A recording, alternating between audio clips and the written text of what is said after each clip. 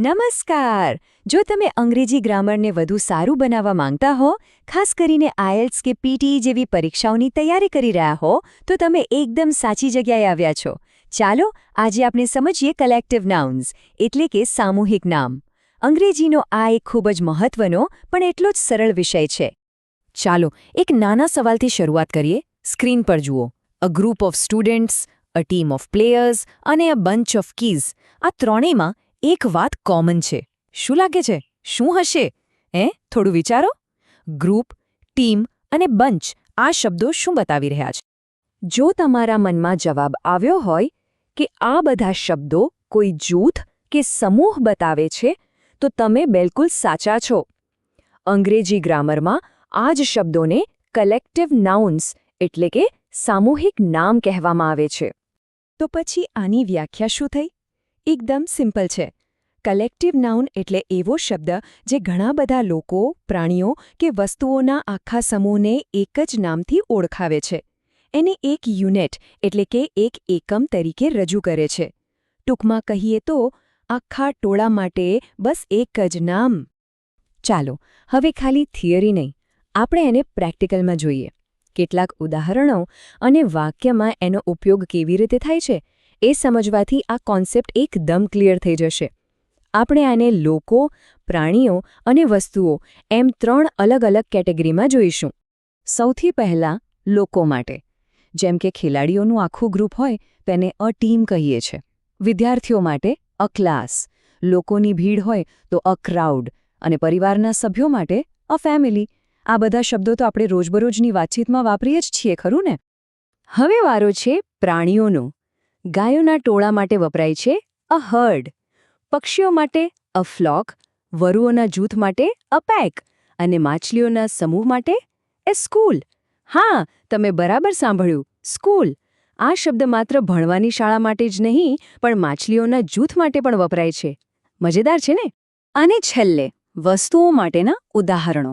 ચાવીઓ માટે a bunch, લાકડીઓનો ભારો હોય તો અ બંડલ, ઘણા બધા જહાજો એકસાથે હોય તો એને અ ફ્લીટ કહેવાય, અને પુસ્તકોની થપ્પી માટે અ સ્ટેક. આ ઉદાહરણોથી ખ્યાલ આવે છે કે કલેક્ટિવ નાઉન્સ કેટલા બધા છે. ચાલો હવે આ શબ્દોને વાક્યમાં વાપરીએ. પહેલું ઉદાહરણ છે ધ ટીમ ઇઝ પ્લેઇંગ વેલ. અહીં ટીમ એ આપણું કલેક્ટિવ નાઉન છે, પણ ખાસ ધ્યાન એ રાખજો કે એની સાથે ક્રિયાપદ ઇઝ વપરાયું છે. આ વાત યાદ રાખજો, આપણે હમણાં જ આના પર પાછા આવીશું. બીજું ઉદાહરણ જુઓ. A flock of birds is flying in the sky. અહીં ફ્લોક એ સામૂહિક નામ છે, અને ફરી એકવાર એની સાથે એક વચનનું ક્રિયાપદ ઇઝ આવ્યું છે. ભલે બર્ડ્સ બહુવચનમાં હોય, પણ આપણે ફ્લોક એટલે કે ટોળાની વાત કરી રહ્યા છીએ, જે એક છે. અને ત્રીજું ઉદાહરણ. The class is silent. અહીં પણ એ જ વાત છે. આખા ક્લાસને એક યુનિટ ગણીને તેની સાથે ઇઝનો ઉપયોગ થયો છે. ચાલો આ કોન્સેપ્ટને એકદમ પાક્કો કરવા માટે હું તમને 5 નવા અને રસપ્રદ ઉદાહરણો આપું. પહેલું, the family lives in Ahmedabad. જુઓ, ફેમિલી સાથે લિવ્સ આવ્યું. બીજું, a herd of elephants is crossing the road. અહીં હર્ડ સાથે ઇઝ. ત્રીજું, ધી ઓર્કેસ્ટ્રા પ્લેઝ બ્યુટિફુલી. ચોથું, a committee has made its decision. અને પાંચમું, આર સ્ટાફ વર્ક્સ હાર્ડ. હવે તમને આખી પેટર્ન બરાબર સમજાઈ ગઈ હશે? અને હવે આવે છે આ વિષયનો સૌથી મહત્વનો નિયમ. પરીક્ષામાં મોટાભાગના પ્રશ્નો આ જ નિયમ પરથી પૂછાય છે. આ નિયમ છે સબ્જેક્ટ વર્બ અગ્રીમેન્ટ, એટલે કે કર્તા અને ક્રિયાપદનો તાલમેલ. તો આ રહ્યો ગોલ્ડન રૂલ. કલેક્ટિવ નાઉન પછી સામાન્ય રીતે હંમેશા એક વચનનું ક્રિયાપદ એટલે કે સિંગ્યુલર વર્બ જ આવે છે. કેમ? કારણ કે આપણે આખા જૂથને એક જ એકમ માનીએ છીએ. ભલે ટીમમાં 11 ખેલાડીઓ હોય, પણ ટીમ તો એક જ છે, રાઈટ? બસ એ જ લોજિક છે. આ સ્લાઇડ પર એક નજર નાખો. બધું એકદમ પાણી જેવો સાફ થઈ જશે. ધ ટીમ ઇઝ વિનિંગ એ સાચું વાક્ય છે, કારણ કે ટીમ એક યુનિટ છે. જ્યારે ધ ટીમ આર વિનિંગ ખોટું ગણાય છે. હવે પરીક્ષા માટે એક પ્રો ટીપ. બ્રિટિશ અંગ્રેજીમાં અમુકવાર લોકો કલેક્ટિવ નાઉન સાથે બહુવચનનું ક્રિયાપદ પણ વાપરે છે, પણ યાદ રાખજો, આઇએલ્ટ્સ, પીટી કે ટોફલ જેવી પરીક્ષાઓમાં સૌથી સલામત રસ્તો હંમેશા એક વચનનું ક્રિયાપદ વાપરવાનો જ છે. આમાં કોઈ કન્ફ્યુઝન નહીં અને તમારા માર્ક્સ પણ નહીં કપાય.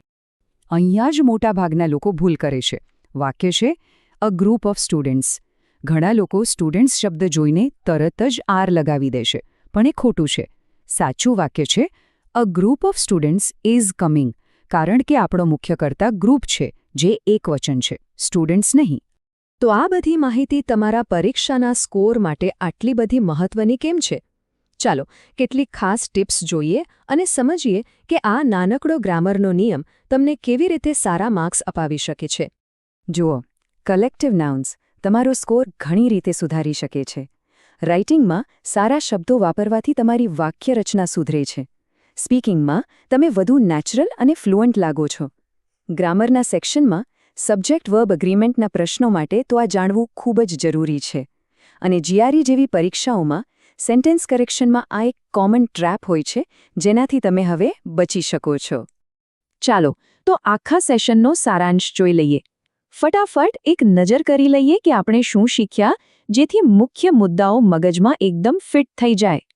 બસ આ 4 વાતો યાદ રાખી લો. પહેલું, કલેક્ટિવ નાઉન એટલે જૂથ માટે ખાસ નામ. બીજું, એની સાથે મોટાભાગે એક વચનનું ક્રિયાપદ જ આવે. ત્રીજું, અંગ્રેજીની પરીક્ષાઓમાં સારા સ્કોર માટે આ બહુ જ કામનું છે. અને ચોથું, આનાથી તમારી બોલચાલની અંગ્રેજીમાં કોન્ફિડન્સ પણ વધશે. તો હવે તમે કલેક્ટિવ નાઉન્સ વિશે બધું જ જાણો છો. મારે તમને એક સવાલ પૂછવો છે. તમારું ફેવરેટ કલેક્ટિવ નાઉન કયું છે? અથવા આજે તમને કયું નવું નામ જાણવા મળ્યું જે સૌથી રસપ્રદ લાગ્યું? જરા મનમાં વિચારો. આમ કરવાથી આ ટોપિક તમને હંમેશા માટે યાદ રહી જશે.